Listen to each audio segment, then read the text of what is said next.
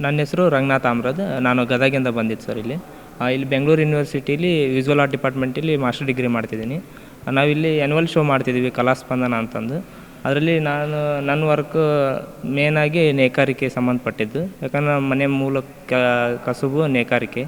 ಆ ವಿಷಯಗಳನ್ನ ಇಟ್ಕೊಂಡು ನಾನು ಅಲ್ಲಿ ಏನೇನು ಆಗ್ತಿರುತ್ತೆ ಅವೆಲ್ಲ ಸಿಚುವೇಶನ್ ನಾನು ಕಣ್ಣಾರೆ ನೋಡಿದ್ರಿಂದ ಅವೆಲ್ಲ ವಿಷಯಗಳನ್ನು ತೊಗೊಂಡು ನಾನು ಇಲ್ಲಿ ವರ್ಕ್ ಮಾಡೋಕ್ಕೆ ಪ್ರಯತ್ನ ಪಡ್ತೀನಿ. ಇಲ್ಲಿ ಇಲಿಗಳೆಲ್ಲ ದಾರ ಕಟ್ ಮಾಡ್ಕೊಂಡು ಹೋಗ್ತಿದ್ದಾವೆ. ಇದು ಒಂದು ಒಮ್ಮೊಮ್ಮೆ ನಮ್ಮ ಮನೆಯಲ್ಲಿ ಒಂಥರ ಈ ಥರ ಎಲ್ಲ ಸಿಚುವೇಶನ್ ಆಗ್ತಿರುತ್ತೆ. ಅದು ನಮಗೆ ಯಾವ ಥರ ಅಂದರೆ ನಷ್ಟದ ಥರ. ಇಲಿ ಎಲ್ಲ ದಾರ ಕಟ್ ಮಾಡೋದ್ರೆ ಅದು ಸೀರೆ ರೆಡಿ ಆಗೋಕ್ಕೆ ಭಾಳ ಪ್ರಾಬ್ಲಮ್ ಆಗುತ್ತೆ.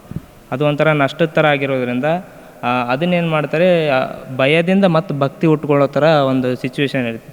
ಈಗ ನಷ್ಟ ಆದರೆ ನಮಗೆಲ್ರಿಗೂ ಭಯ ಹುಟ್ಟುತ್ತೆ ಸಾಮಾನ್ಯವಾಗಿ.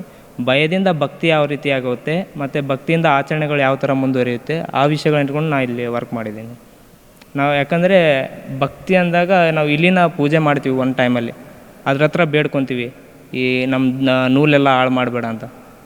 ಆ ಆಚರಣೆ ಇನ್ನೂ ಮುಂದುವರಿತೈತೆ ಅಂತ ನಾನು ಇಲ್ಲಿ ತೋರ್ಸೋಕ್ಕೆ ಪ್ರಯತ್ನ ಪಟ್ಟೆ.